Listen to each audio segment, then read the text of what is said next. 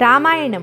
రాముడు సీత లక్ష్మణుడు చిత్రకూటంలో ఉన్నారు. ఒకరోజు సాయంత్రం పర్ణశాల బయట రాముడు సీత కూర్చుని ఉన్నారు. లక్ష్మణుడు పళ్ళు అవి తేడానికని వెళ్ళాడు. రాముడు అంటున్నాడు, సీత, అది చూసావా? ఆ వృక్షం చూడు, ఫల పుష్పాదులతో శాఖోపశాఖలుగా ఎంత పెద్దగా, ఎంత అందంగా ఉందో అంటాడు. సీత, అవునండి, చాలా పెద్ద వృక్షం అంటుంది.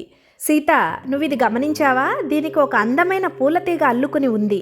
ఈ వృక్షం ఎంత పెద్దదైనా కావచ్చు, ఎంత పెద్ద తుఫాను వచ్చినా ఈ వృక్షాన్ని కదిలించలేదు కావచ్చు, కానీ అలాంటి వృక్షానికి ఈ అందమైన పూలతీగ అల్లుకోవడం వల్లే ఆ వృక్షం అంతగా శోభిస్తుంది. ఏమంటావ్ అంటాడు రాముడు. లేదండి, అంత పెద్ద వృక్షానికి ఆ తీగ ఉంటే ఏంటి, లేకపోతే ఏంటి? ఆ వృక్షానికి అంటిపెట్టుకుని ఉంది కాబట్టే ఆ తీగ అంత అందంగా పాకగలిగింది.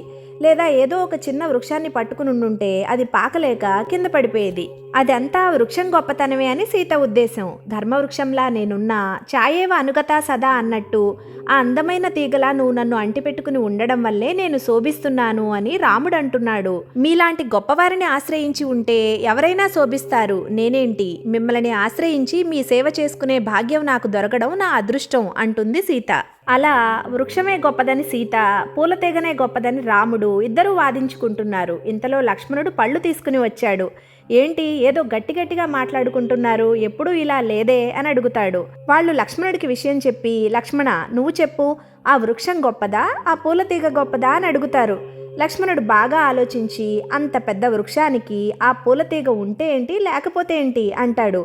అదే కదా నేను చెప్తున్నాను అంటుంది సీత. ఎంత పెద్ద వృక్షమైనా అలా పెరిగిపోతే అందమే ఉంది.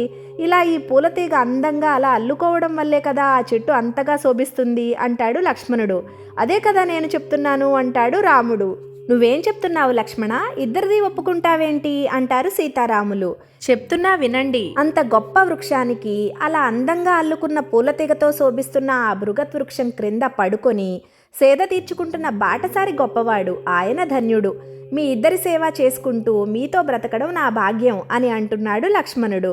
ఇలాంటి పవిత్రమైన మనసులు ఉన్నప్పుడు అరణ్యాల్లో ఉంటే ఏంటి, అంతఃపురాల్లో ఉంటే ఏంటి అంటారు మహర్షి. లక్ష్మణుడి మనసులో తన తల్లి సుమిత్ర ఎలా ఉందో అని గాని, తన భార్య ఊర్మిళ ఎలా ఉందో అని గాని లేదు. రాముడి సేవలో తన్మయించి తరించిపోతున్నాడు. ఇంతలో ఏవో శబ్దాలు వినిపిస్తున్నాయి. జంతువులు భయంకరంగా అటు ఇటు పరుగులు తీస్తున్నట్టుగా చప్పుళ్ళు. దుమ్ము ధూళి పైకి లేస్తూ ఉంది. అరణ్యంలో ఎప్పుడూ ఇలాంటి శబ్దాలు వినలేదు. రాముడు అంటున్నాడు, లక్ష్మణ, ఏమై ఉంటుంది అని. లక్ష్మణుడు, ఉండన్నా నేను చూస్తాను అని అక్కడే ఉన్న ఒక పెద్ద తాడి చెట్టు సాలవృక్షాన్ని ఎక్కి చూస్తాడు. రాముడు కిందుండి అడుగుతున్నాడు, లక్ష్మణ, ఏముంది, ఏం కనిపిస్తుంది అని. లక్ష్మణుడు అలా చూస్తూ ఉంటాడు. జై శ్రీరామ్.